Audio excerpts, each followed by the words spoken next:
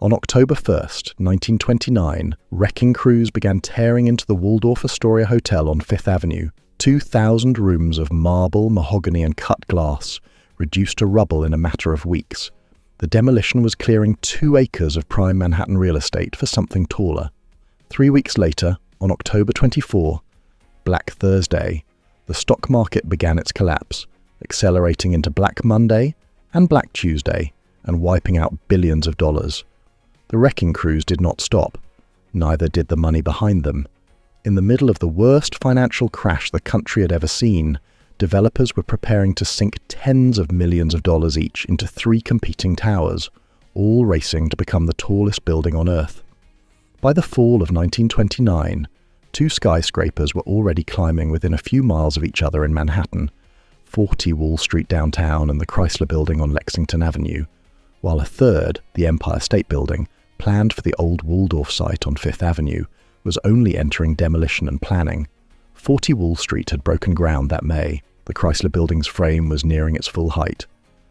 Demolition on Fifth Avenue began that October. Height wars aside, the real gamble was financial. Each project needed a steady flow of fresh capital, just as that capital was disappearing across the country. So the question worth asking is not why these buildings got built, but why the money kept moving after the warning signs were already impossible to miss. Did the builders overlook the coming collapse? Or did they know something the rest of the country did not? Between them, the 3 projects required tens of millions of dollars in ongoing capital, moving weekly whether the market cooperated or not. One of the men behind that money was John Jacob Raskob, a financier who had helped build General Motors into an industrial giant. In August 1929, just 2 months before the crash, Raskob published an essay in the Ladies' Home Journal titled "Everybody Ought to Be Rich," urging ordinary Americans to put their savings into the stock market. That same year, he was the driving force behind the tower, planned for Fifth Avenue, a project he refused to walk away from, even after the crash wiped out many of the men who had promised to help fund it. The mechanics of the deal had been set in motion months earlier. Land had been assembled, demolition contracts were signed, architects had already drawn plans for an 80-plus story tower, though the final height would still change more than once, and engineer Homer Balcom had specified the steel down to individual beams. By the time October arrived, the project existed on paper, in steel orders, and in a half-demolished hotel, commitments that could not simply be reversed without losses that were already locked in. Then the market failed. Fortunes disappeared in a matter of days. Investors who had pledged money to the Fifth Avenue Tower were suddenly unable to pay.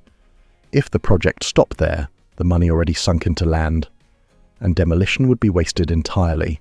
So, in December 1929, Empire State Incorporated secured a $27.5 million loan from Metropolitan Life Insurance to keep the work moving.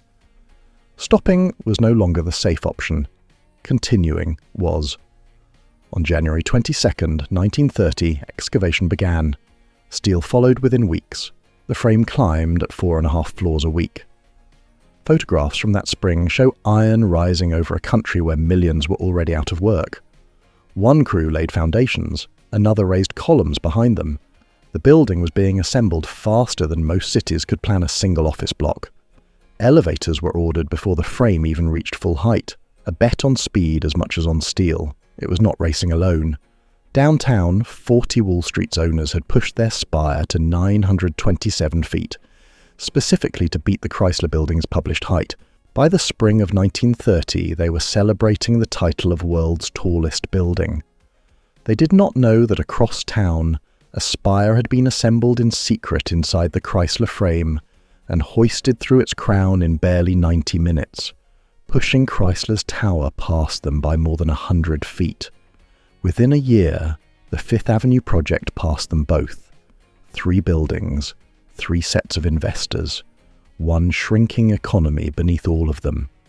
By the time these towers opened their doors, the city did not need them. Manhattan's office inventory had roughly doubled since the boom began, flooding a market where businesses were shutting down, not expanding. The tallest building in the world was about to open into a city with nowhere near enough tenants to fill it. Real estate pages that spring were already using words like glut and overbuilt. The towers racing skyward were adding space to a market with none left to absorb. When the Empire State Building on Fifth Avenue opened on May 1st, 1931, roughly 3/4 of its office space stood empty.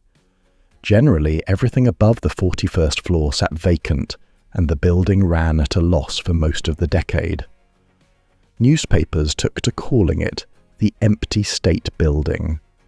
Former New York Governor Al Smith, the public face of the building, spent years trying to fill it, with limited success. At night, staff reportedly switched on lights in unoccupied floors, so the tower would not look abandoned from the street below. Downtown, 40 Wall Street would not reach full occupancy until 1944, 14 years after its grand opening. On the day the ribbons were cut, no one yet anticipated failure. It only became visible in the years of empty floors that followed. These towers were never just office space. They were a bet that growth was permanent, that a nation which had just watched paper fortunes evaporate would still need more room to work, more room to expand, more room to prove the climb upward had not stopped. Each tower was a wager cast in steel that the crash was a pause and not an ending. Not every wager like it survived. Several other towers proposed in the same building boom were abandoned mid-construction or never broke ground at all once credit dried up. The 3 that did finish eventually filled. The Fifth Avenue Tower did not become consistently profitable until the early 1950s, after 2 decades in the red. Persistence, not foresight, was what carried them through. The 3 survivors shared one advantage the failed proposals didn't. Enough capital already committed that abandoning the work cost more than finishing it. So, did the builders miss the warning signs, or did they know something the rest of the country didn't? The evidence points to neither. They had already committed too much, too early, to stop once the market turned. What looks like foresight from a century's distance was closer to a wager no one could afford to abandon. Money already in the ground, long before anyone knew the ground itself was about to shift. These towers still define the Manhattan skyline, built on a bet that very nearly went wrong. If you'd like to see more of these forgotten gambles preserved, consider subscribing. And tell us, which overlooked chapter of American engineering should we uncover next?